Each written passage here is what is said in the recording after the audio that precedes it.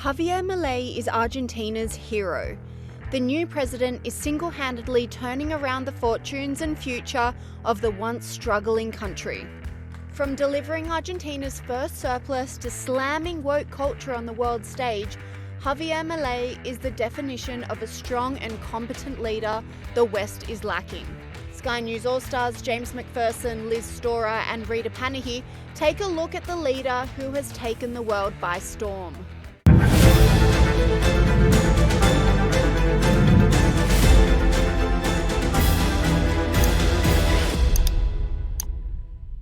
Javier Milei stormed into power on a promise that he would fix the flailing economy of Argentina. Si un país carece de reputación, como lamentablemente es el caso de Argentina, los empresarios no invertirán hasta que vean el ajuste fiscal, haciendo que el mismo sea recesivo. En tercer lugar, y no por ello menos importante, para hacer gradualismo es necesario que haya financiamiento. Y lamentablemente, tengo que decírselos de nuevo, no hay plata. Por ende, la conclusión es que no hay alternativa al ajuste y no hay alternativa al shock. Naturalmente, eso impactará de modo negativo sobre el nivel de actividad, el empleo, los salarios reales, la cantidad de pobres e indigentes. No buscamos ni deseamos las duras decisiones que habrá que tomar en las próximas semanas, pero lamentablemente no nos han dejado opción. Sin embargo, nuestro compromiso con los argentinos es inalterable. Vamos a tomar todas las decisiones necesarias para arreglar el problema que causaron 100 años de despilfarro de la clase política, aun cuando al principio sea duro. Por lo tanto, luego de semejante cuadro de situación, no pueden quedar dudas que la única oposición posible es el ajuste, un ajuste ordenado y que caiga con toda su fuerza sobre el Estado y no sobre el sector privado. And unlike most leaders, Milei actually stuck to his election promises and made tough calls early, like devaluing the peso. If you think the economy here is bad, well, how about Argentina? Its new president, Javier Millei, has lived up to his pre-election promise, and today he devalued the peso by 54%. Everybody's wealth immediately down by 54%. The peso was 366.5 pesos per US dollar before the devaluation. Now, 800 pesos. Millei threatened to get rid of his central bank altogether, remember, and to replace the peso with the US dollar as its staple currency. The video to Argentinian people, Millei repeatedly said, there's no more money, there's no more money, as government spending was also slashed. And cutting the wasteful bureaucracy. He's already kicked off literally getting rid of bureaucracies, getting rid of ministries. He's doing it. He said he would beforehand. He showed us how he would do it, and he is doing it, which is fantastic. Great news there. Peter Dutton, take note. That's how you win elections. These difficult moves have paid off for Milei and Argentina, with the president producing the country's first budget surplus in 12 years.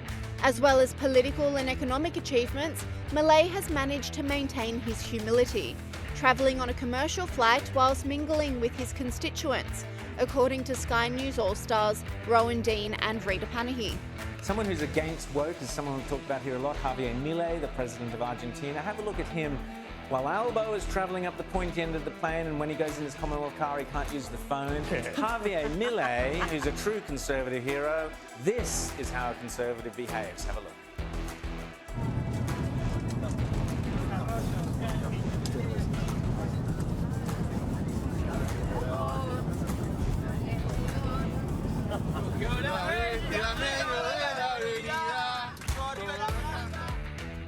There you go, a true conservative hero, Javier Millei. An extremist, if you listen to the Western media, right-wing, reactionary extremist that tried to say he's a fascist. I mean, the characterisation of this man as some sort of Nazi. And where does he go? He goes to the Western Wall, and yeah. You know, he's and he's going to tear down all the bureaucracies. Javier Milei said what we've all been thinking at the World Economic Forum in Davos, slamming the woke West for abandoning freedom in favour of socialism, says Sky News host James Macpherson. About the president of Argentina, who gave the World Economic Forum a lot more than they were bargaining for when he addressed their conference at Davos. South America's answer to Donald Trump, he gave it to Klaus Schwab and his henchmen with both barrels. He told them that the West was abandoning freedom for socialism, which he warned only ever produces poverty and piles of corpses. Then he slammed radical feminism for its gender quotas. He slammed the environmental movement for demonising human beings. He slammed universities and media for promoting social justice, which he told them typically ends with injustice. And then he concluded by telling them he had come to invite the Western world to return to freedom, economic prosperity and limited government. Have a listen to how he concluded. Do not be intimidated either by the political class or by parasites who live off the state. Do not surrender to a political class that only wants to stay in power and retain its privileges. Do not surrender to the advance of the state. The state is not the solution. The state is the problem itself. You are the true protagonists of this story. And rest assured that as from today, Argentina is your staunch, unconditional ally. Thank you very much, and long live freedom. Damn it. Long live freedom, damn it. Liz, could this guy get any better? And Klaus Schwab, he must have been squirming in his seat. Absolutely. Millei literally climbed into the belly of the beast just to implode. There was a lot of people disappointed that Millei was going to the West at all. It's like, why is this guy visiting Davos? This is exactly why he did it. He did a Ricky Gervais at the Golden Globes, but WEF version. This guy lectured them on the wonders of capitalism and how can you oppose it when it's dug so many millions out of poverty. He lectured them on the core values of libertarianism. Every single one of those core values, of course, is something that the WEF vehemently opposes. This guy couldn't get any cooler, and they keep trying to denounce him across the world as saying, oh, he's a Trump-like figure. Unless you've been living under a rock for the most recent few weeks, that's a compliment. The guy's winning. He's on top. Absolutely loved this. Sky News All-Star Liz Storer adds Millei probably won't be invited back to Davos after the spray he gave global leaders, but he probably won't care.